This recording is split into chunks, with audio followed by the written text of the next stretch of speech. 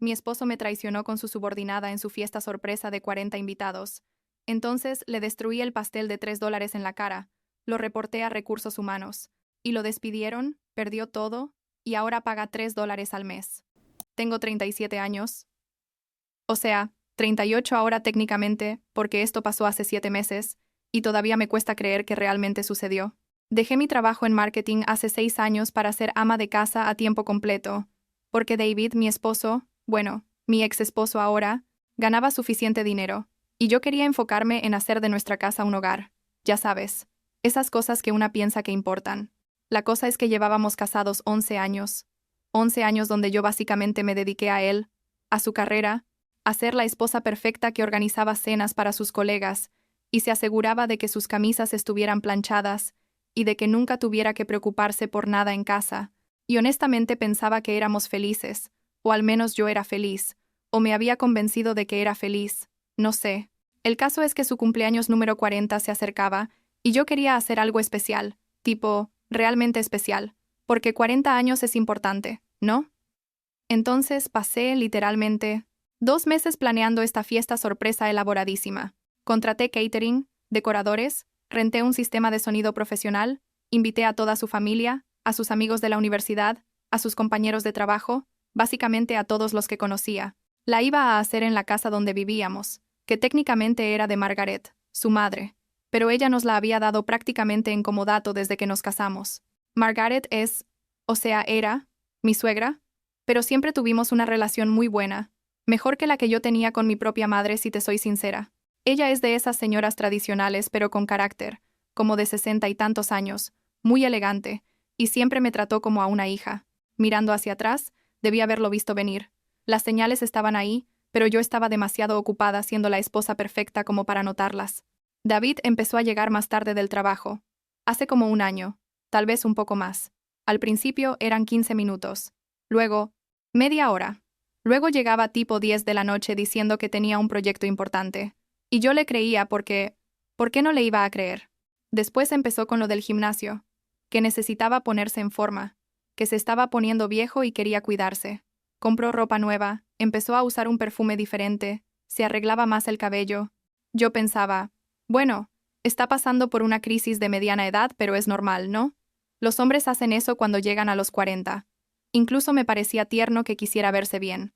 También estaba su teléfono. Dios, su maldito teléfono.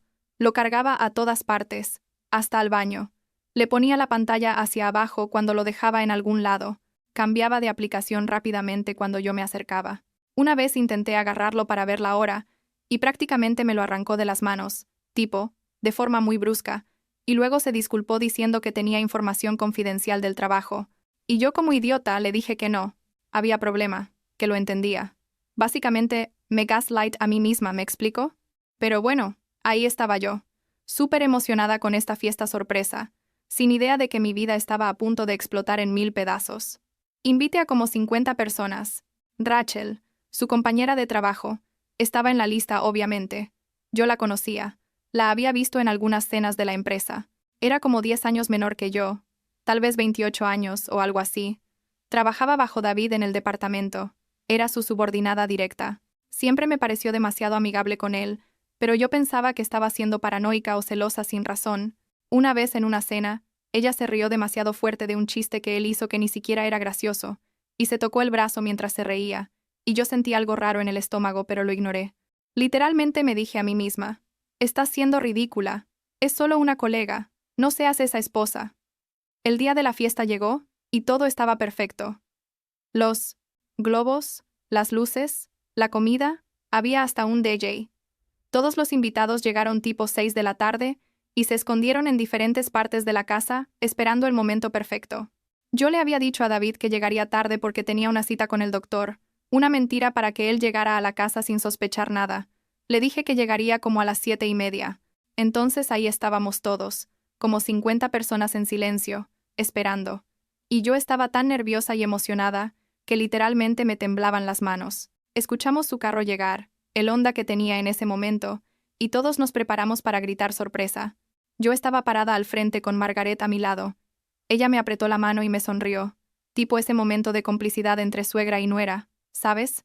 La puerta se abrió, y todos gritamos sorpresa al mismo tiempo. Y ahí fue cuando todo se fue al carajo de la manera más espectacular y humillante posible. David entró besando a Rachel.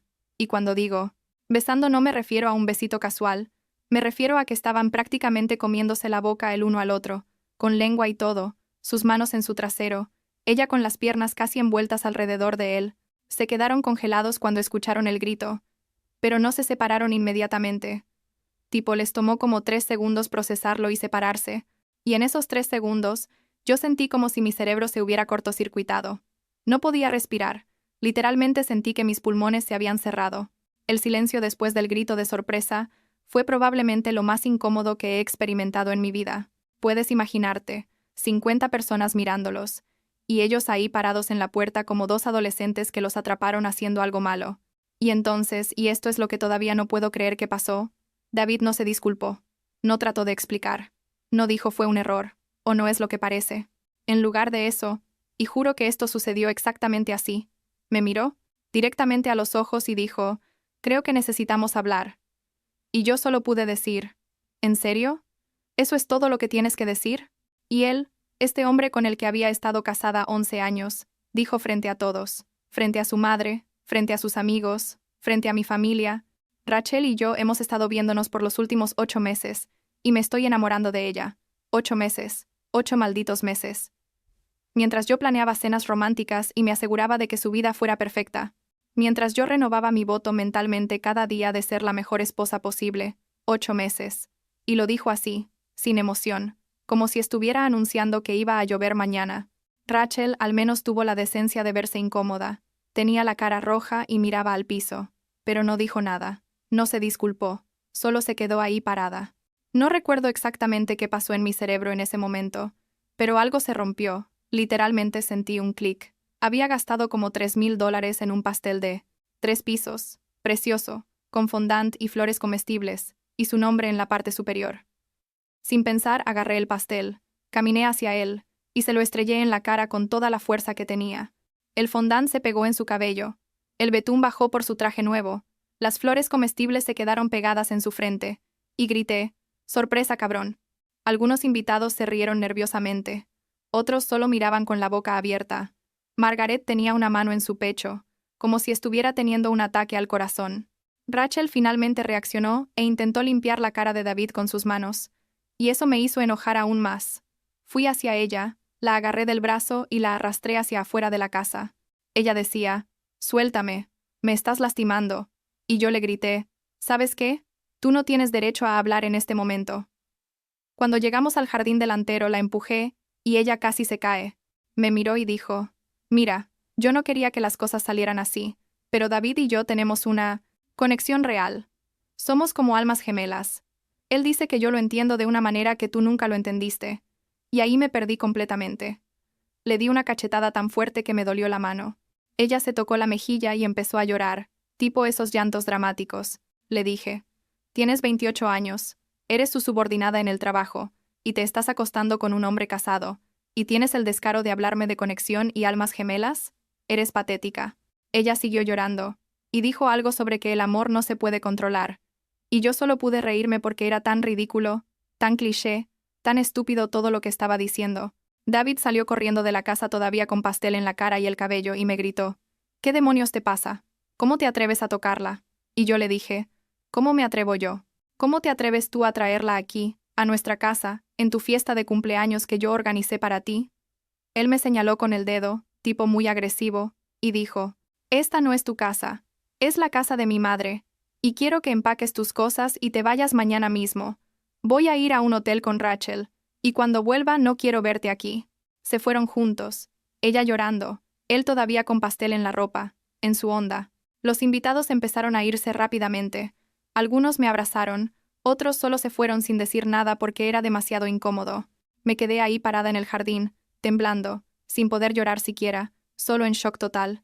Margaret se acercó y me abrazó fuertemente y dijo, «Ese idiota es mi hijo, pero lo que hizo es imperdonable. Quédate aquí todo el tiempo que necesites». Los siguientes días fueron una nebulosa. No comía, no dormía bien, solo estaba ahí existiendo. Margaret se quedó conmigo, Cocinaba para mí aunque yo no comiera, veía televisión conmigo aunque yo no prestara atención. Como al tercer día me dijo, tenemos que hablar de algo importante. Nos sentamos en la cocina, y ella puso unos papeles en la mesa. Resulta que la casa, aunque David y yo vivíamos ahí, seguía legalmente a nombre de ella. Nunca había transferido la propiedad. Me dijo, esta casa es mía, y puedo hacer con ella lo que quiera. Y quiero que sigas viviendo aquí. Le pregunté si estaba segura. Tipo, David es tu hijo, no puedes echarlo por mí. Y ella me miró muy seria y dijo, David es mi hijo, y siempre lo voy a querer. Pero lo que hizo es despreciable, y no lo voy a premiar por eso. Tú dejaste tu carrera por él, te dedicaste a esta casa y a esta familia, y no voy a permitir que te quedas en la calle por sus malas decisiones. Sacó un contrato de renta, tipo muy oficial, con un abogado y todo, y me lo hizo firmar. La renta era simbólica, como $200 al mes, básicamente nada. Firmé con las manos temblando. Entonces, me puse a planear. David había dicho que volvería en una semana. Tenía un viaje de trabajo que no podía cancelar. Irónico, ¿no? Probablemente iba a ir con Rachel. En esa semana empaqué todas sus cosas, absolutamente todas, su ropa, sus libros, sus trofeos estúpidos de golf, sus productos de baño, todo. Contraté a un cerrajero y cambié todas las cerraduras de la casa. Instalé cámaras de seguridad afuera, tipo esas que te mandan notificaciones al celular cuando detectan movimiento. Puse todas sus cajas y maletas en el porche delantero, ordenaditas, con una nota que decía, la casa es de Margaret. Ella decidió que yo me quedo y tú te vas. Tus cosas están aquí, no intentes entrar. Cuando David volvió de su viaje, tipo 8 días después, las cámaras me avisaron que había alguien en el porche. Lo vi en mi teléfono intentando abrir la puerta con su llave, confundido cuando no funcionaba. Luego vio las cajas, leyó la nota, y empezó a golpear la puerta gritando, «¡Abre la maldita puerta! Esta es mi casa, no puedes hacer esto». Llamé a la policía y les expliqué la situación, que mi esposo del cual me estaba divorciando estaba intentando entrar a una propiedad que no era suya. Llegaron rápido. Hablaron con él. Él les mostró su licencia con esta dirección, pero ellos le dijeron que el dueño legal de la propiedad tenía derecho a decidir quién vivía ahí y que necesitaba irse o lo arrestarían por allanamiento. Debiste ver su cara, la vi en las cámaras. Estaba rojo de rabia, gritándole a los policías que esto era injusto, que yo era una psicópata, que su madre estaba senil, y yo la había manipulado. Los policías no le hicieron caso y se quedaron ahí hasta que él empacó sus cosas en su carro y se fue. No sé dónde fue. Probablemente al apartamento de Rachel o a un hotel.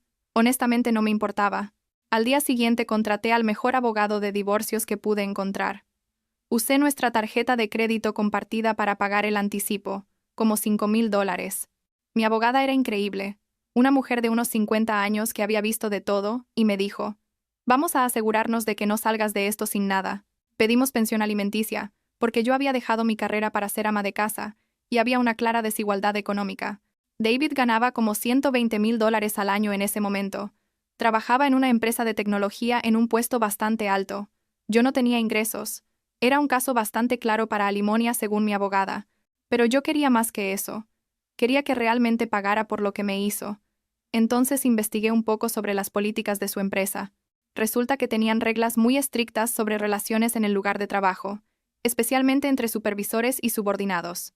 David era el jefe directo de Rachel, lo que técnicamente era un conflicto de intereses y una violación de ética laboral. Escribí un email muy detallado al Departamento de Recursos Humanos de su empresa, explicando la situación, incluyendo que la relación había durado 8 meses, que él era su supervisor directo, que había habido favoritismo. Rachel había recibido un ascenso 6 meses atrás, algo que no sabía hasta que investigué su perfil de LinkedIn, y que todo esto probablemente violaba sus políticas internas. Envié el email un martes por la mañana. Para el miércoles por la tarde, ya habían iniciado una investigación interna. Me enteré porque la asistente de David, que siempre me cayó bien, me mandó un mensaje de texto diciéndome que toda la oficina estaba hablando de eso, que habían llamado a David y Rachel a reuniones separadas con RRHH y con los abogados de la empresa. Para el viernes de esa misma semana, David había sido despedido. Despedido. No renunció. No le dieron la opción de irse tranquilamente. Lo despidieron por violación de políticas de la empresa y conducta no ética. Rachel todavía tenía su trabajo técnicamente, pero la habían transferido a otro departamento, y básicamente toda la oficina sabía lo que había pasado. La asistente me contó después que Rachel lloraba en el baño todo el tiempo, que nadie le hablaba, que se había convertido en una paria.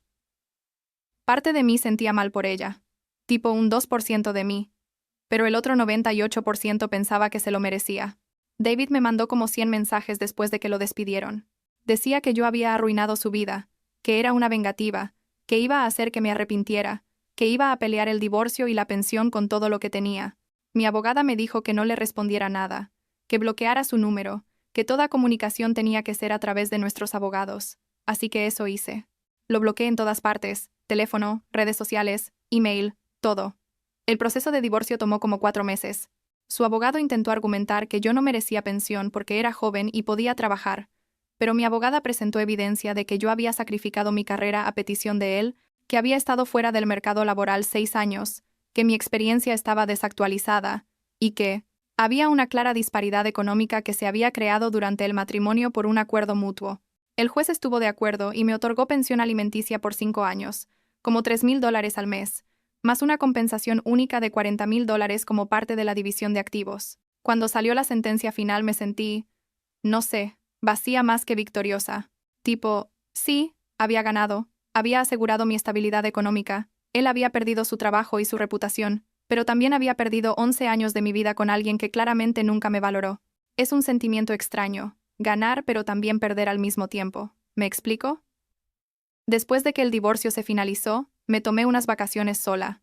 Fui a Costa Rica por 2 semanas, algo que nunca había hecho antes, viajar sola. David siempre había controlado nuestras vacaciones, decidía dónde íbamos, qué hacíamos, cuánto gastábamos. Estar sola en una playa, haciendo lo que yo quería cuando yo quería, fue liberador de una manera que no puedo describir. Lloré mucho en ese viaje, no voy a mentir, pero también me reí, y empecé a sentir que tal vez iba a estar bien. Cuando volví, empecé a trabajar medio tiempo en una firma de marketing digital. No era el mismo nivel que tenía antes, pero no me importaba. Solo quería empezar de nuevo, reconstruir mi carrera lentamente. La pensión me daba estabilidad, así que no tenía la presión de conseguir un salario alto inmediatamente. Margaret y yo nos volvimos aún más cercanas, cenábamos juntas un par de veces a la semana. Ella eventualmente habló con David. Le dijo que lo perdonaba como madre, pero que estaba muy decepcionada de él como persona. Han pasado 7 meses desde la fiesta. Hace como un mes empecé a salir con alguien nuevo, un chico que conocí en el trabajo. Nada serio todavía, pero es lindo sentir mariposas otra vez, sentir que alguien me aprecia. David y Rachel aparentemente siguen juntos. Lo sé porque una amiga mutua me lo contó, aunque yo no pregunté. Él consiguió un trabajo nuevo, pero en un nivel mucho más bajo que el anterior, ganando como la mitad de lo que ganaba antes. Rachel todavía está en su empresa, pero básicamente nadie le habla. Sigue siendo la chica que se metió con su jefe casado. A veces pienso en cómo hubiera sido mi vida si no hubiera organizado esa fiesta, si no me hubiera enterado de esa manera. Tal vez hubiera vivido en ignorancia unos meses más, tal vez un año, pero honestamente creo que fue mejor así, tipo rápido y público y humillante para él, porque me obligó a actuar inmediatamente en lugar de darle vueltas al asunto o intentar arreglar algo que claramente no tenía arreglo. Margaret me dijo el otro día que estaba orgullosa de cómo manejé todo, de que no me dejé pisotear, de que luché por lo que merecía. Eso me hizo sentir bien. La casa todavía se siente rara a veces. Hay memorias en cada esquina, pero la estoy haciendo. Mía de a poco. Cambié los muebles de la sala, pinté el cuarto principal de un color completamente diferente, puse fotos nuevas en las paredes. Margaret me ayuda. La verdad, ella está tan emocionada con la renovación como yo. El otro día me preguntó si alguna vez perdonaría a David, y le dije honestamente que no lo sé, que perdonar no significa olvidar ni volver a confiar, y que tal vez con el tiempo la rabia se convierta en indiferencia, pero que por ahora estoy bien con sentir lo que siento. Supongo que la lección, si es que hay una lección en todo esto, es que nunca debes hacerte tan pequeña por otra persona que pierdas quién eres.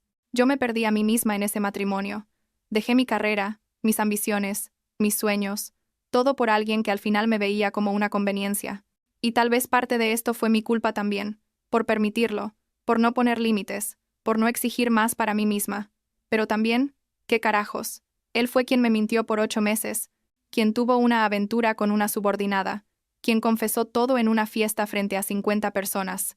Eso es todo en él.